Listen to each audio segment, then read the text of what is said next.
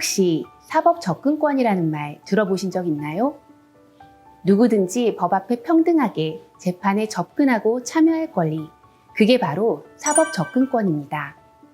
그런데 각하, 고의, 소취하 이런 법률 용어를 듣고 무슨 뜻인지 금방 이해할 수 있으신가요? 그렇다면 발달장애인은 이 복잡한 재판 절차를 어떻게 이해할 수 있을까요?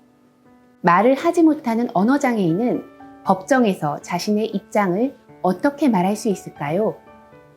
안녕하세요. 법원행정처에서 근무하는 임석영 서기관입니다.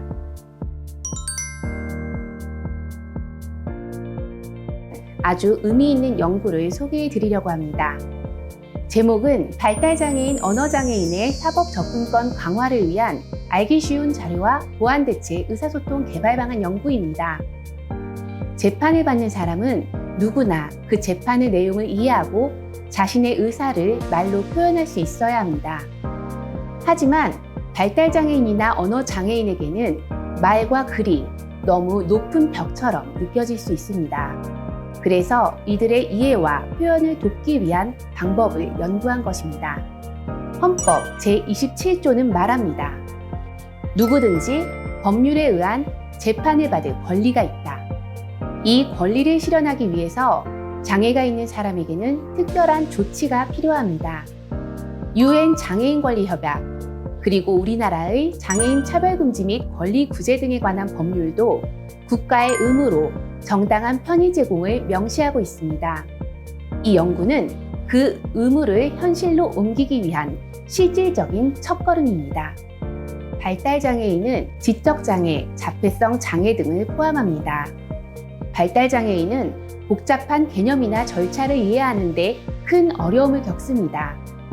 이 연구에서의 언어장애인에는 말을 하지 못하거나 말로 의사를 표현하기 어렵거나 심지어 호흡기 치료 중이라 일시적으로 말할 수 없는 사람도 포함됩니다. 이들은 어떻게 재판 절차와 법률 용어를 이해하고 법정에서 자신의 의견을 말할 수 있을까요? 쉽게 풀어 쓴 자료, 그리고 그림으로 말하는 도구, 이 두 가지가 절실한 이유입니다. 그렇다면 알기 쉬운 자료는 어떤 자료일까요?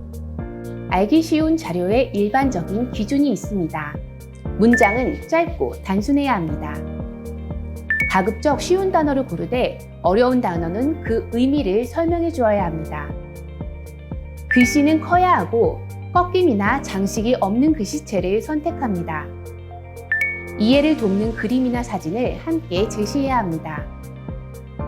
법률 용어는 누구에게나 어렵습니다. 그런 법률 용어를 알기 쉬운 자료로 만들면 그 의미를 보다 쉽게 이해할 수 있습니다. 예를 들어 각하는 법원이 재판을 하지 않기로 한 것, 고의는 알고도 일부러 한 것, 이렇게 쉽게 풀어 설명하는 것입니다. 이 연구에서는 알기 쉬운 설명이 필요한 법률 용어들을 선정하고 있습니다. 주로 재판에서 자주 쓰이거나 특히 장애인이 접하기 쉬운 법률 용어들입니다. 재판에서는 주로 문서로 작성해서 제출하는데요. 재판에서 사용되는 문서인 재판 양식들도 어렵기는 마찬가지입니다. 예를 들어 정식재판 청구서나 국선 변호인 선정 청구서는 형사재판에서 사용하는 중요한 양식이지만 용어가 어렵고 그 의미를 몰라서 양식을 쓰기 어려울 수 있습니다. 이 연구는 자주 쓰이고 중요한 양식들이어서 알기 쉬운 자료로 만들 필요가 있는 재판 양식들을 선정하고 있습니다. 또한 몇몇 중요한 재판 양식들을 알기 쉽게 만든 예시도 제시하고 있습니다. 재판을 할 때 필수적으로 알아야 할 절차들은 어떨까요? 각 절차의 의미를 알아야 재판에서 권리를 행사할 수 있지만 절차는 복잡하고 종류가 많으며 절차에서 쓰이는 말들은 어렵습니다. 이 연구는 형사재판, 민사재판, 회생 파산 절차, 후견, 상속에서 특히 중요한 절차를 알기 쉽게 풀어 설명하고 그 그림을 만들 때 적용해야 할 규칙도 함께 제시하고 있습니다. 이 연구는 말을 못하는 분들을 위한 그림 상징 AAC 도구도 제안하고 있습니다. AAC라고 불리는 보완대책 의사소통 도구는 말과 언어를 표현하거나 이해하기 어려운 사람들이 의사소통할 수 있도록 말을 보완해주는 수단입니다. 주로 의사소통판이나 어플리케이션에서 그림을 선택하는 방식으로 소통하는 것을 말합니다. 경찰서나 법원에서 자주 쓰이는 단어인 고소, 고발, 검사, 변호사 같은 말을 그림으로 표현해서 보여주고 그림을 선택해서 자신의 의사를 표현하게 하는 것입니다. 이 연구에서는 법원 민원실과 법정에서 사용할 수 있는 의사소통판을 제시하고 있습니다. 또한 장애인이 재판에서 자주 사용할 수 있는 표현은 주로 장애인의 인권과 관련된 용어인데요. 이 연구는 장애인 인권에 관해서 중요한 어휘를 선정하고 기존에 개발된 상징과 향후 개발해야 할 어휘를 함께 제시하고 있습니다. 이 연구는 법원이 앞으로 누구나 재판을 이해하고 참여할 수 있는 자료들을 만드는 데 큰 기반이 될 것입니다. 하지만 이건 법원만의 일은 아닙니다.